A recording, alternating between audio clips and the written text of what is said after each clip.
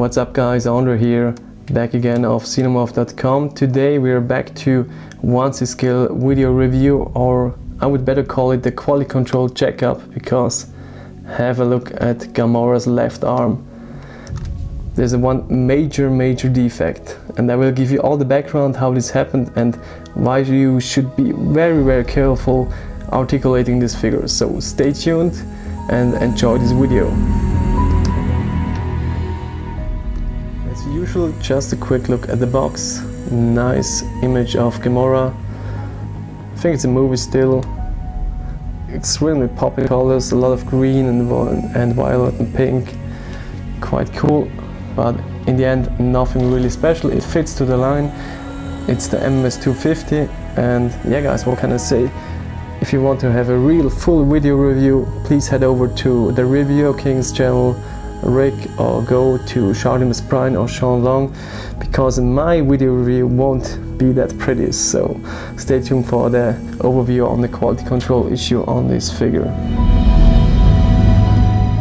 So here we go, the figure right out of the box, and the first impression on the head sculpt is really amazing. So it really has this distinct look of Gamora, of Zoe Saldana, and I think they captured it really well. Also the tailoring on the outfit is done extremely good.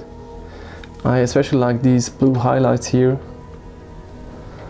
and it goes all the way down through their pants. It's quite nice. So accessory wise you don't get a lot. So basically you have all these different hands. I think it's 3 pairs of hands, fisted ones, grabbing ones and relaxed ones. And then of course you have 2 different swords. So you have this small sword here, which is like a shortened version, and the longer version. So let's have a closer look at the sword. I hope you can see it. So basically it's all plastic, which is not so cool. If you pay like 300 bucks for a figure coming early from Hong Kong, you would really expect to have at least those small items that you get with the figure are at least high quality, and this is just plastic. I mean, it's nicely sculpted, but it's all plastic. So if would this have been die cast, that would definitely have added something to the figure. This then of course continues with the other accessories. Well, the other sword, which is just a shortened one. So you just have the handle and these spikes here. That's about it. So you can place this in the holster and that's it. Just a quick look at the hands, which is quite nice. So they're nicely sculpted, really nicely painted, and they have all these rings Gamora has also in the movie. So that's quite a nice detail.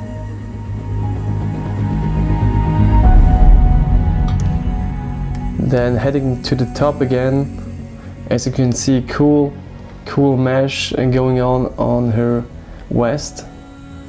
That's quite nice. You can't detach the outfit, I think. Well, I saw some naked bodies on eBay recently because of my problem, but we go into this a bit later. So the next thing is the head sculpt, and this is probably the main selling piece, because I think this single piece right now costs about over $130 US. So that's quite crazy. So the details are amazing. I mean, you have these highlights, this tribal stuff going on. It has all a very nice and clean paint job. You've got some highlights on the eyes. So they definitely have the right look on the head sculpt. So another much discussed topic on this figure is of course the rooted hair. I think it looks quite nice. Most of the time I don't like these rooted hair figures, but I think because she's an alien in the end, it looks quite okay. It's not totally human. What bothers me, at least on the different pictures, is this widow peak here, I think it's called. But in hand it's not that visible, so it's quite nice. If you don't put too much light on it, I think it holds up quite well. You have a pink curly hair going on. They're quite long. I think in the movie they're not that long. So probably you could apply some different hair gel or something like this and sculpt it even more. So I somehow like the style if you put her hairs on the left side, so that's quite nice. So before we come to the main thing of this video review or quality control checkup, just some info on the articulation, because the legs are quite nice. So you definitely can do a lot of poses with her, and as you can see, some nice details here, some leather straps going on. That's quite cool. Also, the sculpting on her backside looks quite nice. So what is it all about, this quality control issue? It's all about the arms. The arms have like a new mechanism, or I think on other figures it was also done, but I think on mine something must have been totally defect. So the arms can rotate 360 degrees this way, no problem. They also can bend in the elbow, no problem. You shouldn't have it stay like this for about an hour or so, because it will definitely damage the outer skin of the rubber skin.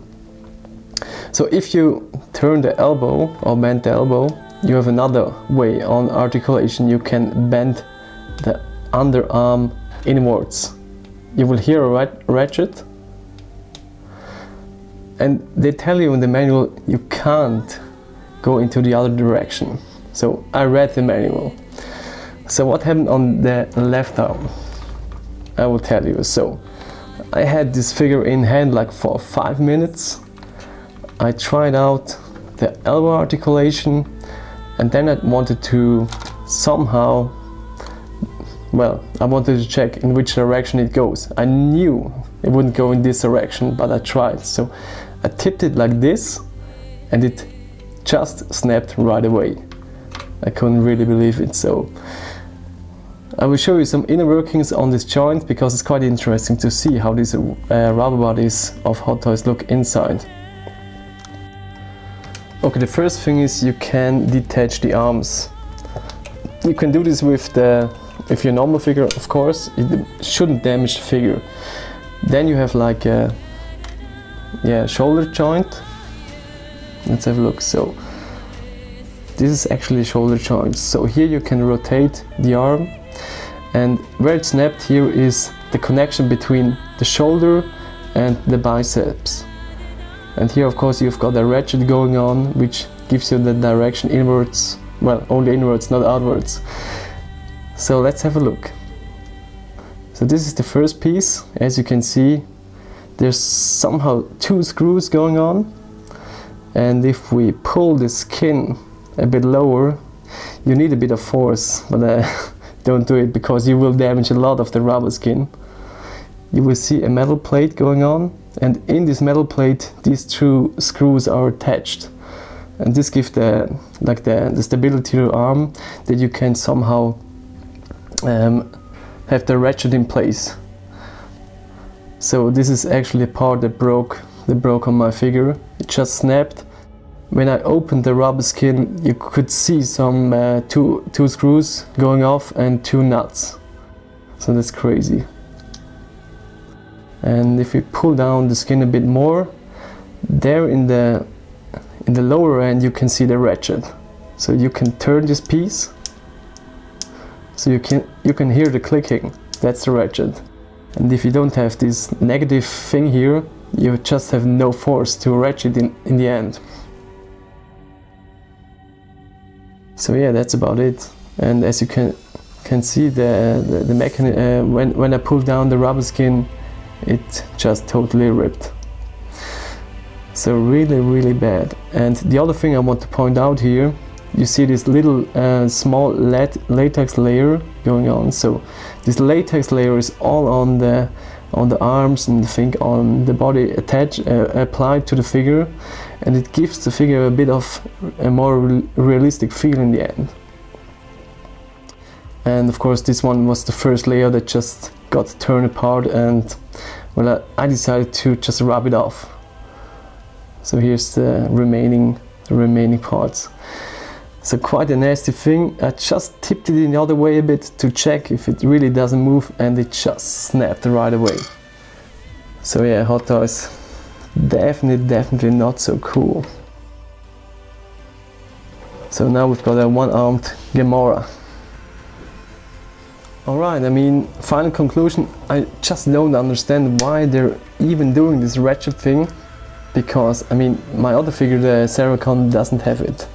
And it articulates at least, well, not as much as this figure, but at least the minimum of this figure. So I really don't get it, why they're even bothering doing something like a new mechanism on this figure.